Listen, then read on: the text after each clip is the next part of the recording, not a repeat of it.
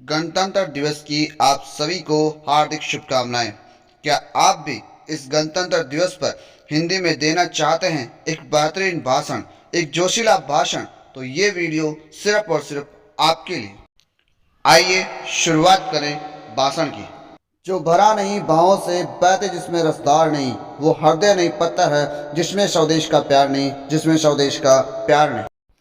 आप सभी को गणतंत्र दिवस की हार्दिक शुभकामनाएं।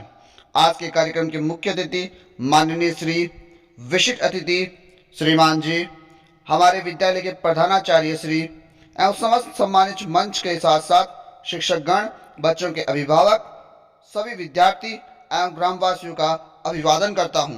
साथ ही मां भारती के चरणों में अपने प्राण अर्पित करने वाले देशभक्तों और युग प्रवर्तक, युग निर्माता, संविधान के संस्थापकों को सत सत नमन करता हूं। हम लोकतांत्रिक देश के स्वतंत्र नागरिक हैं। यूँ लगता है ये बात आज सिर्फ कहने के लिए रह गई है, क्योंकि आज देश में हर तरफ कालाबाजारी, रिश्वतखोरी व भ्रष्टाचार व्यक्त है।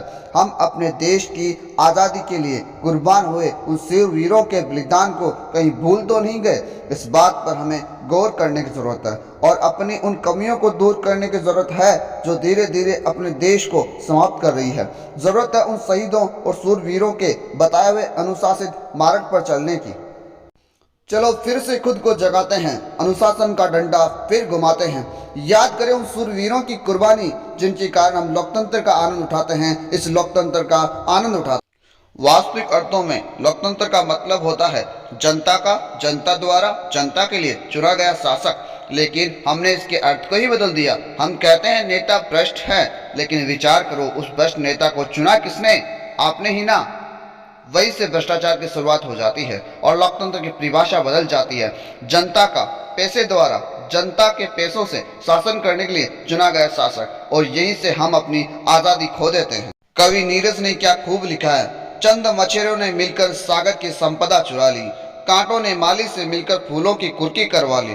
खुशियों की हड़ताल हुई है, सुख की तालाबंदी हुई, आने को आई आज़ादी मगर उजाला बंदी है, मगर उजाला बंदी।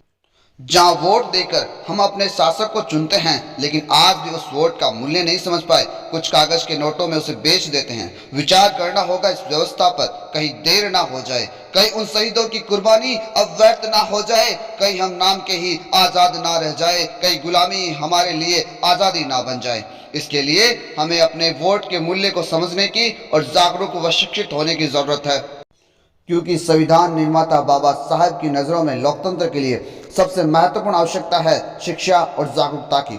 जागरूक नागरिक ही न्याय और अन्याय में भेद स्पष्ट करता है, लोक कल्याण के लिए अन्याय के विरुद्ध खड़े होने की भावना जागृत करता है और न्याय करने की प्रेरणा देता है। आज हम आपस में ही लगातार धर्म निरपेक्षता में बढ़ते जा रहे हैं। बाहरी साजिशों का हम पर प्रभाव होने लगा है। हम आपस में ही धर्म के नाम पर लड़े जा रहे हैं। याद रखो, भारत ही एक वो देश है जहाँ होली, दिवाली, ईद, रमजान, आरती, पूजा, कुरान एक साथ पढ़ी जाती है। जिस देश को एकता में अनेकता के नाम से जाना जाता है, जिस देश को मोहब्बत और भाईचारे की मिट्टी कहा जाता है, इसलिए राहत इंदौरी जी ने भी क्या खूब कहा था, हम अपनी जान के दुश्मन को जान कहते हैं और मोहब्बत की इसी मिट्टी को हिंदुस्तान कहते हैं, हिंदुस्तान कहते हैं।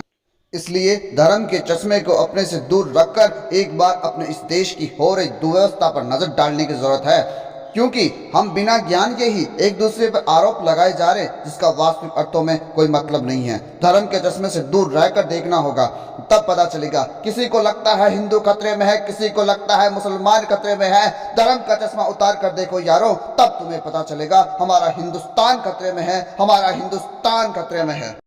इसलिए निर्माताओं के त्याग और समर्पण से हम लोग प्रेरणा ले। सुव्यवस्था कायम ना कर सके तो कम से कम दुर्व्यवस्था तो ना करें।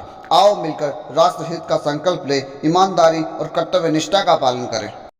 अंतिम पंक्तियां कहकर अपना स्थान ग्रहण करना चाहूंगा कि चिंतन करो, मनन करो, नव भावना के कमल दो, नूतन व्यवस्था तो न दो, तुम दुर्व्यवस्था बदल दो, तुम दुर्व्यवस्था बदल दो। वीडियो पसंद आए लाइक, शेयर, कमेंट करें और साथ ही चैनल को सब्सक्राइब करना ना भूलें, ताकि लेटेस्ट अपडेट पहुंचे पहले आप तक।